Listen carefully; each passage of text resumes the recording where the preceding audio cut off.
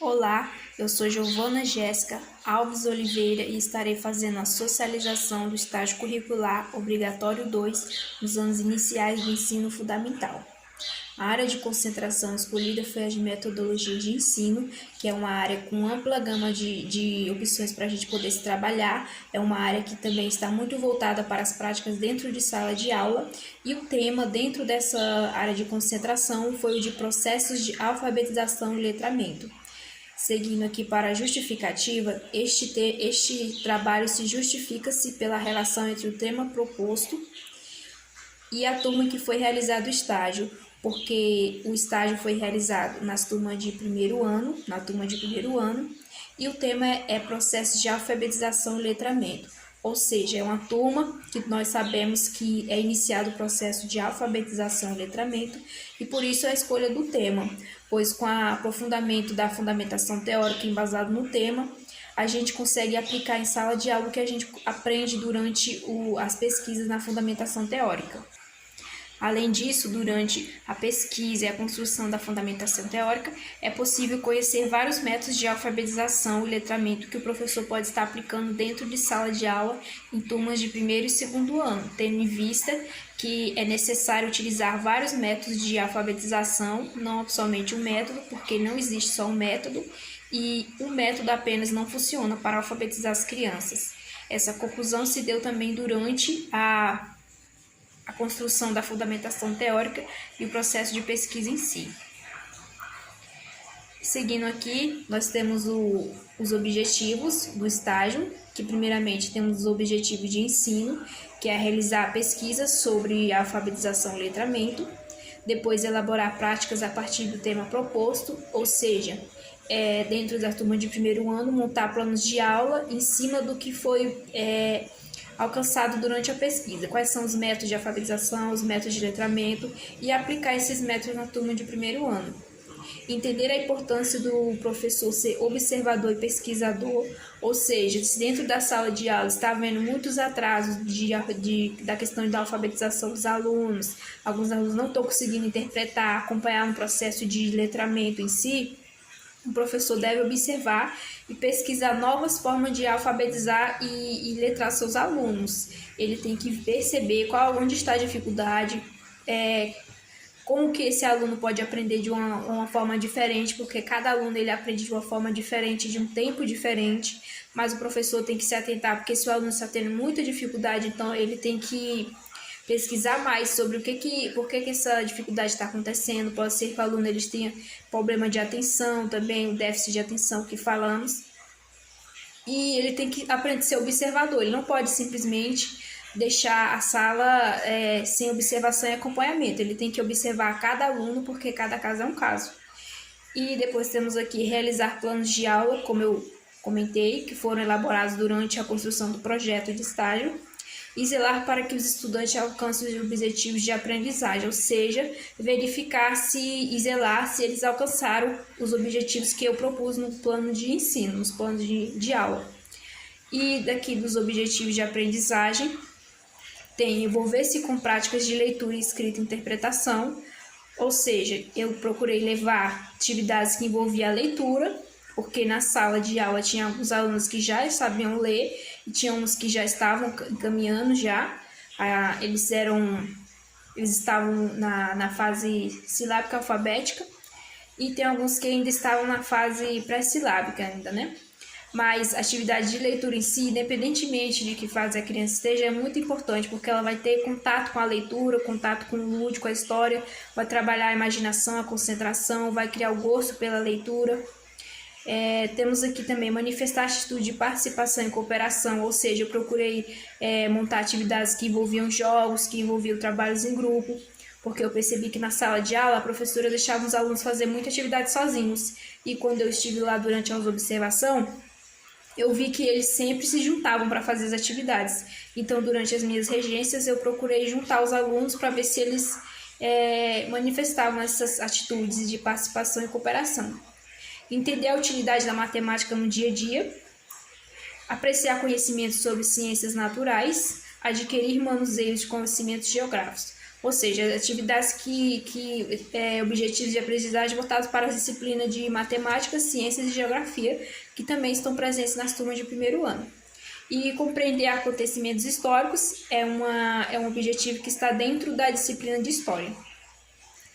Seguindo aqui para a fundamentação teórica, nós temos aqui uma citação de Libani, de 1994, que diz assim: não há um único método de ensino, mas uma variedade de métodos cuja escolha depende do conteúdo, das disciplinas, das situações didáticas específicas e das características socioculturais dos alunos, ou seja, para cada método existe um contexto específico, né? Como diz o autor aqui, depende da situação.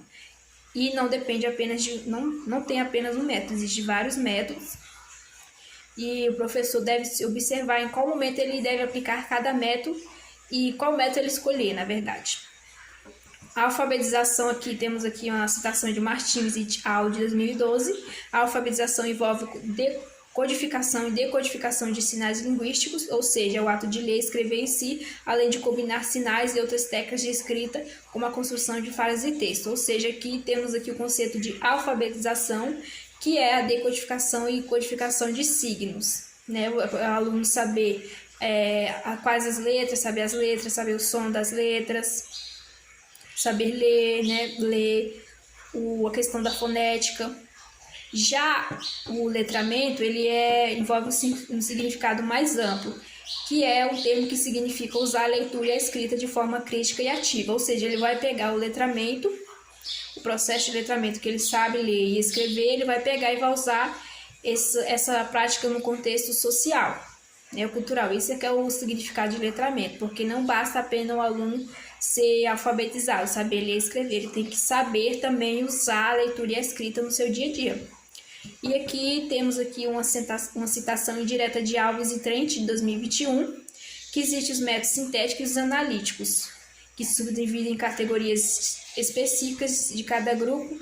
Os métodos sintéticos priorizam o estudo das unidades menores e os métodos analíticos estudar das unidades maiores, ou seja, temos aí dois grandes grupos, que é o grupo dos sintéticos, que eles estão dentro desse grupo as unidades menores, como as letras, as sílabas, né, e os sons, e já os analíticos, ele envolve unidades maiores, né, como as palavras, frases. Então, o professor ele começa do menor, né, que é os métodos sintéticos, apresentando as letras, apresentando as sílabas, e aí, conforme o aluno vai evoluindo, ele vai trabalhando os métodos analíticos, né, que é um pouquinho mais complexo. Ele pode sim variar durante o processo, mas o ideal é que ele comece aos poucos, gradativamente, né? Não que isso prive ele de usar os métodos analíticos, jamais, porque o professor tem que introduzir a leitura desde cedo, e a leitura de texto, de frases, palavras, já faz parte do método analítico, ou seja, ele tem que aplicar sim este método. E depois temos aqui a metodologia. Aqui na metodologia temos aqui que o Estado foi realizado de forma presencial, claro. Eu fui na escola, realizei as 20 horas de observação e as 20 horas de regência. Eu comecei o estágio no final de outubro e terminei já quase no final de setembro, porque eu tive um período de intervalo para montar o projeto, finalizar, e para a minha supervisora, tutora, corrigir e validar meu projeto. Então, teve os trabalhos, teve essa questão do presencial, e teve também os trabalhos que eu montei de forma virtual, que é o projeto, roteiro de observação, os planos de aula, o paper de estágio, a socialização que eu estou fazendo aqui. Então, esses aí é uma parte virtual, né? E o estágio não foi realizado 100% presencial, teve essa parte virtual também. O estágio também foi realizado em uma escola aqui do município de Santo Antônio Descoberto, Goiás, e o nome da escola é a Escola Castro Alves, Escola de Ensino Fundamental Castro Alves. Aqui na minha cidade a gente conhece só como Castro Alves. É uma escola que eu já estudei antes, né? Eu estudei durante o 8º e 9º ano, e para mim foi um grande prazer ter voltado para a escola para poder estagiar. Durante o estágio foi realizado pesquisas bibliográficas para a construção da fundamentação teórica, e também o roteiro de observação e os 5 planos de aula, ou seja, foi o que eu comentei, né? Durante todo o processo de estágio, que desde que eu comecei já construindo a fundamentação teórica para entender sobre o tema, para poder aplicar o tema em sala de aula, né? A questão da alfabetização e letramento. Como eu já sabia que eu ia pegar uma turma de primeiro ano, eu queria já estar afinada quanto a esse assunto dos métodos. Aqui, enquanto a observação, a organização da escola. É uma escola municipal, tá? É uma escola de ensino fundamental. É uma escola municipal. Ela funciona em 2 turnos, manhã e tarde. E possui o ensino fundamental 1, que é os séries iniciais, e o 2. E durante as turmas da manhã e da tarde tem os 2 ensinos, né? Durante a manhã tem as turmas de séries iniciais e durante a tarde também tem as turmas de séries iniciais e finais, os 2 turnos. Então, assim, é uma escola que recebe bastante aluno. Ao todo são 46 funcionários, ou seja, são divididos esses 46 funcionários por turnos, né? É claro que alguns trabalham só no período da manhã, outros só no período da tarde. E tem bastante que trabalham no período da manhã e da tarde. Também na escola tem atendimento educacional especializado, na escola tem sim esse atendimento. Eles trabalham com carinho na escola, inclusive com essa questão dos alunos especiais. Lá tem uma sala para eles, tem o pessoal que cuida deles, tem as monitoras que vai na sala acompanhar. Apesar de que na minha opinião, poderia ter mais profissionais, mais recursos para trabalhar com eles, a escola não deixa de ter, né? Tem escolas que não tem, e nessa escola teve sim. Que nem no meu estágio, como eu falo assim, no meu estágio 1 não tinha esses profissionais para cuidar dos alunos especiais, e nessa eu já vi sim, né? E a infraestrutura da escola é uma escola que funciona em estabelecimento pertencente à prefeitura, ou seja, por ser uma escola pública, municipal, ela pertence à prefeitura, né? E quanto ao projeto político-pedagógico da escola e o regimento, ele foi pensado e desenvolvido para o desenvolvimento integral do aluno, cujo amplo desafio é a comunidade desigual e busca de um avanço social e cultural. Ou seja, pelo que eu pude observar no plano político-pedagógico, eles pensaram bastante na questão do desenvolvimento da comunidade, né? Da questão do social e cultural, porque é uma comunidade assim, aqui no município, é um município carente de recursos, e a escola ela visou oferecer um ensino que sanasse esses desafios, né? Porque às vezes algum aluno ele tem dificuldade para ir para a escola, né? Por questões de faltar alguma coisa, e a escola visa sempre busca sanar essa dificuldade que o aluno tem. Ela entra em contato com os pais para saber o que está acontecendo. Às vezes ela chama, quando necessário, ela comunica com o conselho tutelar quando o aluno falta demais.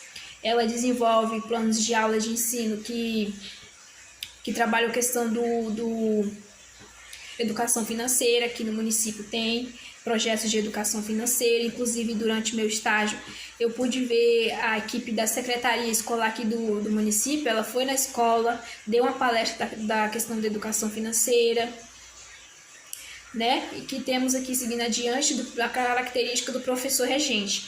É uma professora que é formada em pedagogia há 12 anos, ou seja, ela atua há 12 anos nessa área da pedagogia, e 9 desses 12 anos é apenas na educação infantil. E o resto, né, que são 3 anos no ensino fundamental, ou seja, ela é uma professora que é recente no ensino fundamental 1, como eu falei que ela trabalhou mais tempo na educação infantil, e apesar disso eu pude ver que ela é um excelente profissional. E a turma, como eu falei, foi a turma de primeiro ano e possuía 18 alunos, né? 18 alunos entre 6 e 7 anos. Aqui, em relação aos planos de aula, foi realizado 5 planos de aula, e as disciplinas foram as disciplinas fundamentais, como português, matemática, história, geografia, ciências. As atividades realizadas foram de leitura compartilhada, como eu comentei no slide anterior. No início eu trabalhei muita questão de leitura, que eu deixei eles ficarem à vontade com os livros, a leitura de parlendas, porque, na minha opinião, as parlendas, elas trabalham assim a rima de uma forma muito lúdica, né? As crianças, elas podem se divertir com as parlendas. é a questão de jogos de matemática e português, porque para mim o jogo é uma forma bastante lúdica e divertida de se trabalhar, assim como as parlendas. Para mim sempre tem que ter a questão do jogo, porque isso incita na criança uma vontade de participar e ela acaba se envolvendo de uma forma diferente nas atividades. E foi o que eu pude perceber durante a aplicação dos meus planos de aula que envolviam os jogos, né? A roda de conversa, o desenho, as brincadeiras tradicionais, e em todas as aulas foram realizados exercícios do livro didático. Ou seja, eu apliquei tarefas do livro didático porque é uma questão de ser obrigatório, né? O município manda os livros, a Secretaria de Educação manda, na verdade, e os professores são obrigados a trabalhar os livros em sala de aula. Como a professora estava um pouco atrasada nesse quesito, né? Porque ela começou um ano trabalhando a alfabetização, então ela deixou para o final do ano para trabalhar os livros, e acabou que eu tive sim que respeitar a rotina dela, e eu tive sim que aplicar o exercício do livro, né? Os objetivos de aprendizagem, eles foram todos voltados e planejados conforme as orientações da ABNCC, tá? Isso aqui é uma questão obrigatória para nós, a gente tinha que montar o plano de aula conforme a Base Nacional Comum Curricular, até porque nem tinha como montar plano de aula nenhum sem orientações da Base Nacional Comum Curricular, né? Todo professor tem que se atentar para isso. E por último aqui, as atividades estavam voltadas para estimular a participação ativa dos estudantes através da cooperação e autonomia. Ou seja, durante a minha regência eu procurei buscar que os alunos se tornassem mais autônomos, sabe? Não que eles ficassem sentados na cadeira, fazendo uma tarefa do exercício do livro didático, como foi que eu vi durante as observações, que eles faziam muitas atividades do livro didático lá sentados sozinhos, e eles tinham que fazer daquele jeito, da resposta que o livro pedia, e para mim eu achei isso meio errado, sabe? Não explorava a capacidade deles e nem ajudava eles a se desenvolverem em questão de conhecimento. Eles tinham que dar uma resposta correta conforme o livro, né? Eles não tinham tempo para pensar e elaborar suas próprias respostas. Aqui em vivências de estágio, a escola que eu realizei o estágio era bastante conhecida aqui no bairro onde moro, né? Ao chegar no colégio eu fui bem recebida pela diretora, pelos secretários e pelos meus professores antigos. A escola está sempre desenvolvendo os projetos para melhorar o ensino, né? Durante reuniões pedagógicas, durante reuniões com os pais também, elas comunicam os pais, chamam os pais na escola, apresentam projetos, abrem a escola para projetos com a comunidade. No primeiro dia de observação, eu fui bem recebida pela professora e pelos alunos, né? Eles ficaram me olhando na sala, eu estava sentada, né? O primeiro momento que eu cheguei lá, eu comecei a observar, cacei um cantinho, me sentei, os alunos ficavam me observando, quase ninguém falava comigo, e conforme os dias foram passando, eles foram me dando um pouquinho mais de atenção, né? Pedindo ajuda para fazer as atividades. E aqui a professora estava nesse bimestre trabalhando com os livros didáticos, foi o que eu citei, né? Quando eu cheguei lá, ela estava nessa fase, né, de trabalhar com os livros didáticos, então eu não vi muito a metodologia que ela usava em sala de aula, né? Não deu tempo de eu acompanhar outras formas, apenas pequenas atividades como pintura, às vezes ela passava musicalização, foi só o máximo que eu consegui acompanhar assim, né? O resto foi só trabalhar o livro didático. Os alunos tinham cada um suas particularidades, ou seja, como qualquer turma, tinha os alunos mais quietinhos, que faziam as atividades, tinha os alunos que ficavam andando na sala inteira, né, que eles não conseguiam prestar muita atenção, ou seja, são esses alunos que não conseguiam focar muito, que ficavam entediados rápidos, são os alunos que eu falei que o professor tem que observar e verificar qual metodologia ele pode aplicar com esses alunos para prender a atenção deles, né? Porque às vezes a metodologia funciona para uns e para outros não. Durante as regências optei por aplicar atividades mais interativas e para que todos os alunos pudessem participar e dar suas opiniões, né? E por último aqui, foi uma experiência incrível e necessária para a minha formação. Então, assim, eu amei a experiência, eu pude aprender bastante com a professora, com a turma, com os alunos. em si, com o corpo da escola, com os outros professores, eu pude ver assim, a rotina da escola em si, e isso me ajudou muito a entender de forma presencial como é que funciona na realidade uma escola. E deixei aqui uma frase: educar não é ensinar respostas, educar é ensinar a pensar. Uma frase de Rubem Alves, que resumia o meu estágio. E com isso eu finalizo a minha socialização.